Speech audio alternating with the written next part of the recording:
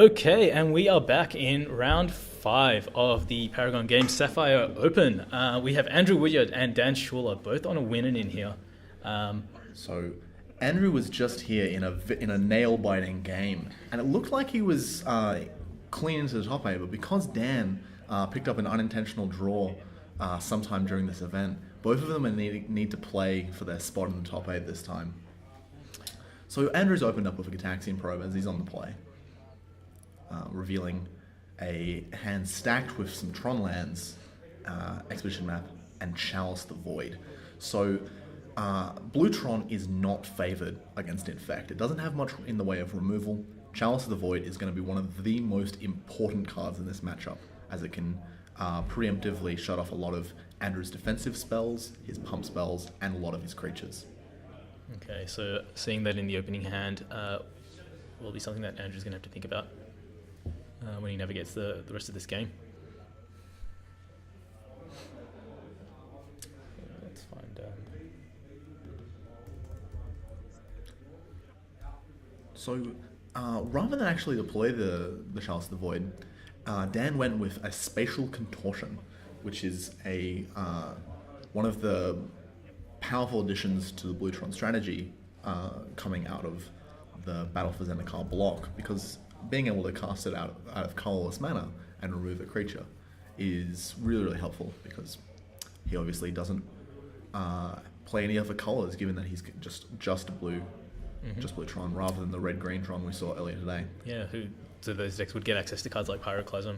Yeah, he has to rely on these new colorless removal spells, but he has deployed a Chalice Salon on his third turn. Okay, so how many of Andrew's creatures has this just locked out of the game? Quite a few, actually. One of the Glistener Elves is already bitten the dust, but that still leaves 7 creatures that Andrew can no longer cast: his Noble Hierarchs and his other Glistener Elves. Most of his pump spells, even the ones that are technically free, like Mutagenic Growth, are going to get countered by this Chalice the Void on 1. Yeah, so creature lands, we're seeing the power of them here. They do get under spells like Chalice, and it's a key piece. A lot of games Infectors win just by activating that Ink Month. The Blue Tron deck has very limited answers, and another Spatial Contortion is one of the best. So Andrew is definitely in a very rough spot at this point, especially since Dan has just assembled a full set of Tron. Meaning he'll be going into turn 5 with access to 9 mana. That's not too shabby. No, it's pretty good. Okay, so Andrew on 1 mana, which seems like a problem when there's a Chalice on 1. Any cantrips that he would play, his Gataxian Probes or Twisted Images, sometimes Serum Visions, completely locked out by this Chalice. But he has drawn a Wooded Foothills, which will let him develop his mana a little better, and deploy the only other threat that he has left besides Inkmoth Nexus is in Blighted Agent, is the only remaining Infect creature that he can play. But Dan is having none of that, and he casts a Condescend for 1. Wow. Despite having access to a king's ransom of mana, he only needs to pay a single. So he's now up to 11 mana, which is going to look pretty good, because he's just cast a Treasure Mage, which is going to let him search up any 6 cost or higher artifact out of his deck. Okay, so there it is. And that 2/2 just not even looking the worst against an empty board. It seems that is a Platinum Angel that Dan has found. Okay. Which is going to be a gigantic problem for Andrew.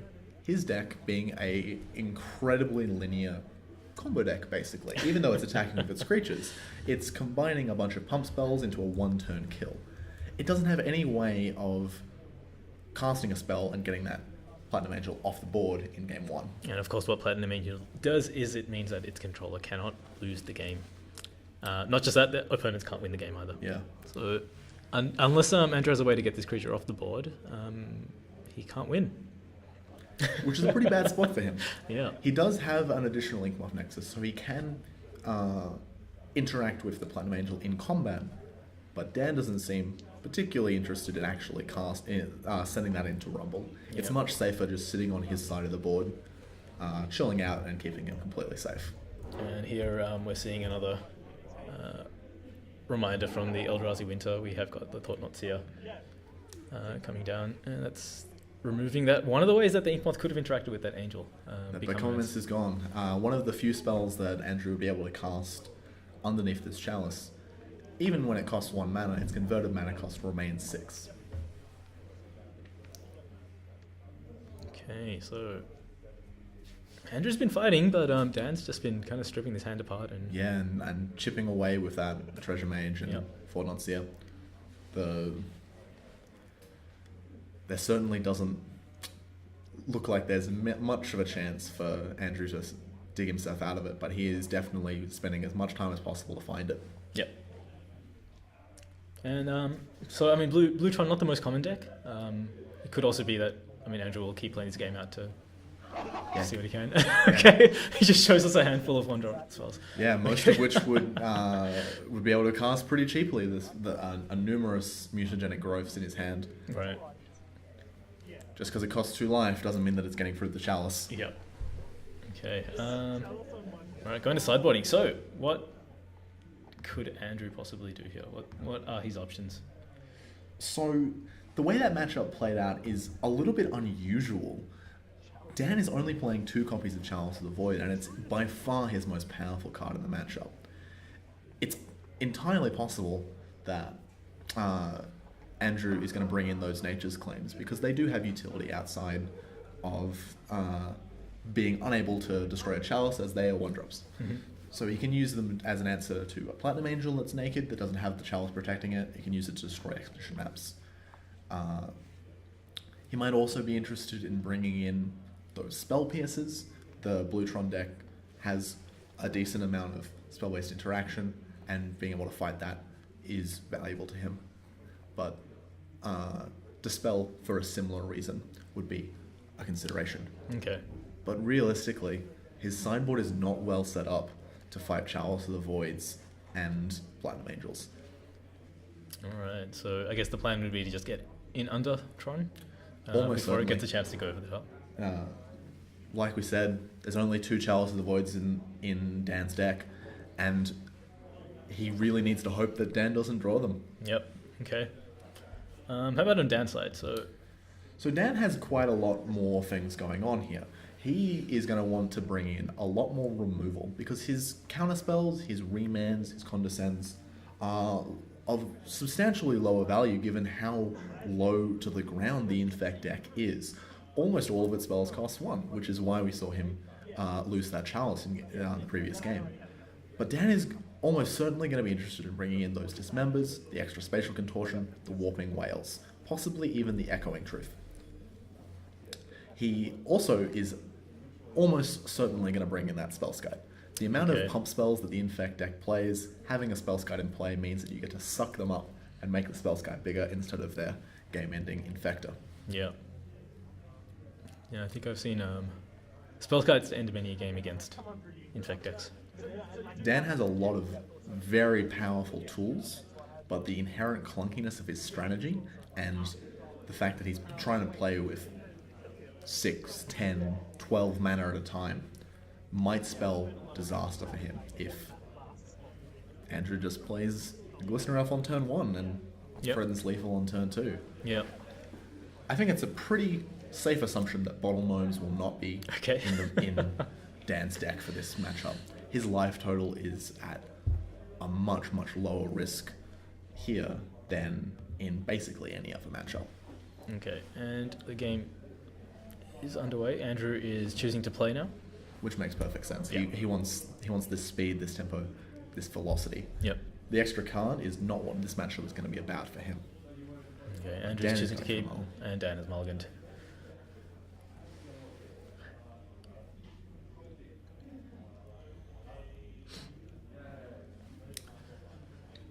Okay, so Andrew's going to want to ideally play a 1-drop creature. Yeah, he's definitely interested in getting on the board as quickly as possible. Dan's strategy is slightly inefficient at dealing with Andrew's cards. All his removal spells cost 2 mana or a bunch of life, and that's a little awkward when all of the threats you're dealing with cost 1 and 2 mana, and there's a lot of 1 and 2 mana protection spells. Dan really needs a bit of time before he can mount a solid defense. Okay, so Dan is kept. He's cut a hand of 6 and put to the bottom. Yeah. So Andrew's leading on Noble Hierarch, which, while not a turn 1 Glistener Elf, can lead to some very explosive turn 2s. Yeah. Okay, so Dan does have a piece of the Tron.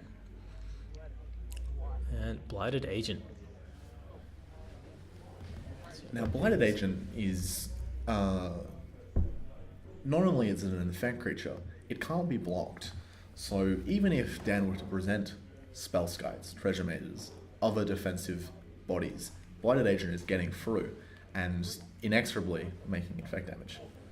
Okay, And indeed, this turn he's striking in for 4. And even spells. more, Okay.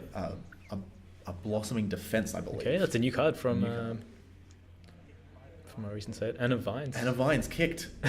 So unless Dan has an answer, that will end the game. There we go. Yep. Okay, turn 3 kill. What a very brief second game in this series, just keeping us on our toes, and that really is evidence to the problem that Dan is facing. The Infect deck is blisteringly fast, and his deck is glacially slow. Yep. If he can't survive for the first 3, 4, or even 5 turns, his incredibly powerful strategy is going to do him no good. And this is definitely why he needs as much of those cheap removal spells as he can find. Okay, so doesn't look like the players are really going to their sideboards now. Just I think shuffling that up straight back in again. after that very, very brief game, nothing that Andrew's shown is going to make Dan go back to the drawing board. Yep. And Andrew doesn't really have the best sideboard options in this matchup anyway. Yep. Blue Tron, as you said, is a little bit rare. It's not the thing that you expect to see in every modern event. So there's not too much that Andrew would be considering taking in. yeah, there's not really much he has for this matchup. He's probably identified it in game 2 and he's happy with it. Yep. Might be a bit of confirmation bias, but it seems like it worked. Yeah. That lineup. Yeah. And this is while the deck has so many different lines of play, it's very linear in what it's trying to do. And trying to disrupt that game plan too much, I imagine, just actually weakens the deck overall. Of course. That's true of a lot of the more linear and aggressive decks in Modern. They want to stick to plan A wherever possible. Dan, being a slower strategy, has a lot more wiggle room and can remove some of the things that aren't quite where what he wants in a matchup, and replace it with, in this case, a bunch of additional removal spells. But Andrew is sort of locked into the skeleton that he's playing. Yeah. Okay, so both players getting relevant lands down. Yeah, we're just doing Andrew, shortcutting here. Yeah, Andrew does not seem to have a turn 1 play. No, he just fetched for a tapped breeding pool. Okay. And Dan has opened with Spellskite, one of those silver bullet cards that he has access to. As long as Spellskite's in play, Andrew's ability to play pump spells is sharply curtailed.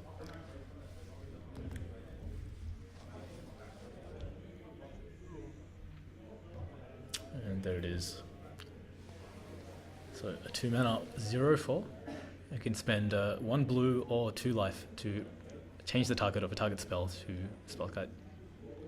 Often this is used in decks like Infect to protect their key creatures from removal spells, but it's also very powerful against them because rather than making Inkmoth Nexus a 10/10, it makes Spellskite a 9/13. Yeah. Okay. Does Andrew have any cards that he might have bought in expecting a card like Spellskite here? He has in fact got main deck response to Spellskite. Okay. Andrew is playing a few copies of Twisted Image, which is for a single blue mana. lets him change the power and toughness of a creature and then draw a card. And of course, since Spell Guide is an 0/4, you can use this Twisted Image to turn it into a 4/0. And that's bad. That's how a Spell Guide dies. And of course, there's no point redirecting that spell back to Spell Guide. You are perfectly able to do so. Yeah. It will not save it. Okay, and that also having that important line that says draw a card. Definitely. Even in the worst of circumstances, it will find the next card in your deck. Okay, and I think that's a warping one. Looks like spatial contortion. Sorry, spatial contortion. That Spatial contortion is a little bit awkward for Andrew because he plays Apostle's Blessing as one of the ways to defend his creatures. And that gives it protection from a color or from an artifact. but Neither of those traits describes spatial contortion. So he's forced to use the Vines of the Vastwood, which is the much more powerful defensive spell that he has access to, because it can also be used to pump. And as you can see, it's getting redirected. going to get redirected to Spellskite. Okay. It costs Dan some life to do it, but His life doesn't he's matter. pretty happy with that trade. Yeah.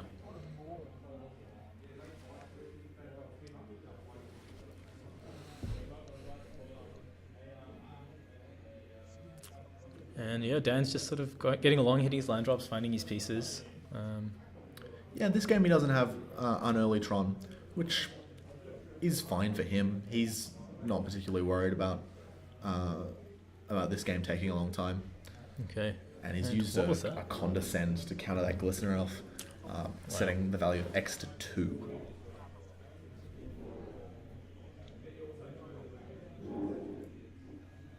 Okay. So another island for Dan, and he's just still holding steady. He has a Warping Whale in his hand, which is just another really high quality removal spell in this matchup, as it can target any of Andrew's infected threats to exile them. Okay, so he uses the target creature to get the -1/-1 mode? Or No, is that target creature with power or toughness That's of 1 right. or less is exiled. Sorry, yeah. There it is. A very specific mode. Exceptionally specific. Exceptionally good in this matchup. And not just in matchup, but in Modern as a whole. There's a lot of creatures with either power or toughness of 1 that you want to get rid of. So a pretty high utility card. Yeah. The And other even- modes, unlikely to be seeing much use in this matchup, as the Infect deck plays very few sorceries, Gitaxian Probe chief amongst them, and making a 1/1 pretty underwhelming useful. use of the card. Yeah. And of course, exiling here is not completely irrelevant when there are cards like Become Immense. Exactly. The graveyard is pretty stocked for Andrew right now, but Yep. it can always get better. Okay, and a Blossoming Defense there used to protect his lone threat. Oh, But alas, more removal. Yeah. Dan has made a little bit of a misstep trying Uh-oh. to target it when he's unable to. On the same turn. Right. So it looks like he let the spell resolve and then targeted it. It seems to be the case, Okay. as Andrew has moved it to his graveyard. There might be a bit of a dispute between the players right about what's going on. Okay. And there's Laura, our judge for the day, who is... Just working out what's Working out what's going on. happening. And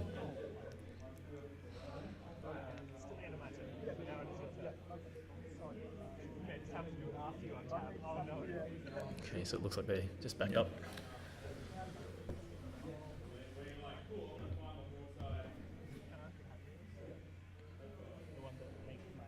so Okay. Andrew's just having a quick look at Dan's Academy Ruins, which is one of the key pieces in Dan's deck that allow him to win the game using the Mindslaver card. Academy Ruins returns an artifact from your graveyard to the top of your library, and when you cobble that together with a Mindslaver for a princely sum of 12 mana, you get to take all of your opponent's turns. Seems... Isn't that fun? Well, for one side of the board, perhaps. Definitely Yeah. fun for one side. Okay. So a Fortnite Seer has come down from Dan, and he's using it to get rid of that Become Immense. Yeah, and we'll just have a quick look at Mindslaver there as well. So 6 mana, and then you tap another 4 to take control of the turn. Yeah, so not cheap, but again, with Tron lands, Yeah, if you have the 12 mana in your Academy Ruins, why not just take all the turns in the game? Yeah. Okay. So Dan has just been, managing to deal with every threat that Andrew puts down, keep hitting his land drops, and then play his bigger, more powerful threats. He has gotten out of the crucial early turns and has established a pretty dominant board position. Yeah. And now he has a 4/4 is huge, so that thought it is. That is going to end the game quite quickly. Yeah. But Andrew has got another threat in this Inkmoth Nexus. And as we saw from his hand a little bit earlier, it is stacked, has lots of protection spells, Apostle's Blessing not being the best one, and quite a lot of pump spells as well. So if he can find a way to get rid of this spell guide, he could threaten to turn this game around very, very quickly. Okay. So Dan has added to the board just a casual 6/6.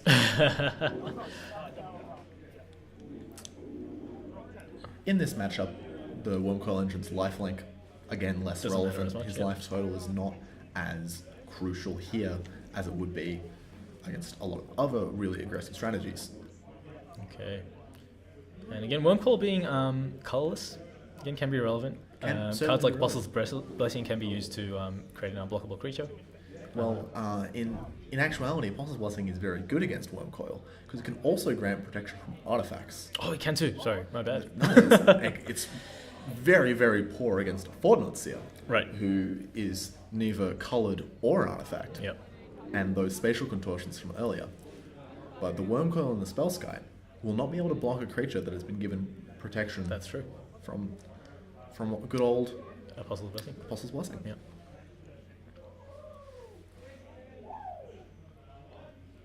Okay. So Andrew's not out of the game. He's got the Inkmoth, and he has a big graveyard, and so if he can find the right combination of spells, he can just win this game out of nowhere. Certainly. Finding a Twisted Image to clear the way of that Spellskite and then unloading his pump spells will...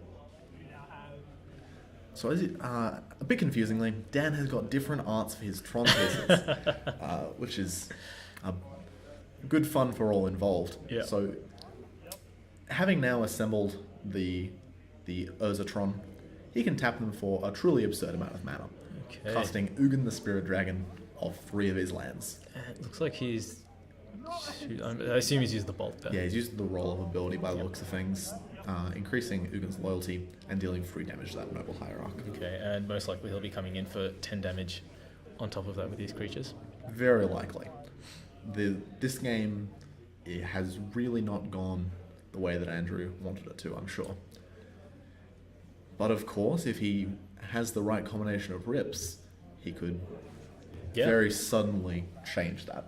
Well, the risk of attacking with Tautnot as well is that he does open himself up to that line with the Apostle's Blessing that we To an talked about. extent, yeah.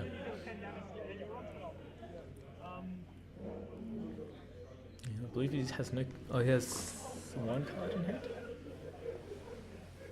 Okay, so Inkmoth is on.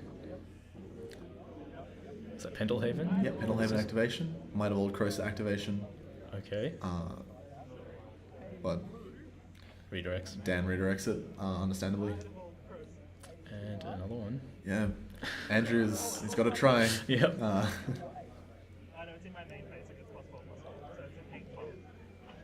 So it looks like what he's got in hand is a Distortion Strike and a Mutagenic Growth, neither of which are going to solve this board state for him.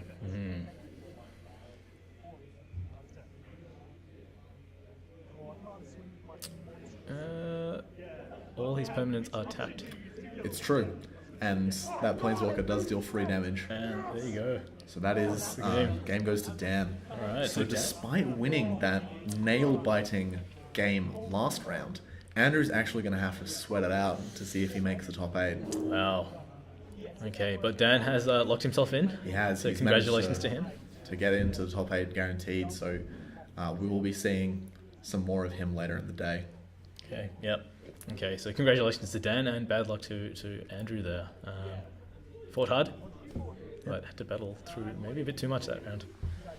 Okay, so we'll be back with the top 8 for the Paragon Games Sapphire Open in a couple of minutes. So thanks everyone for watching. Stay tuned, and we'll be coming back with the top 8 soon.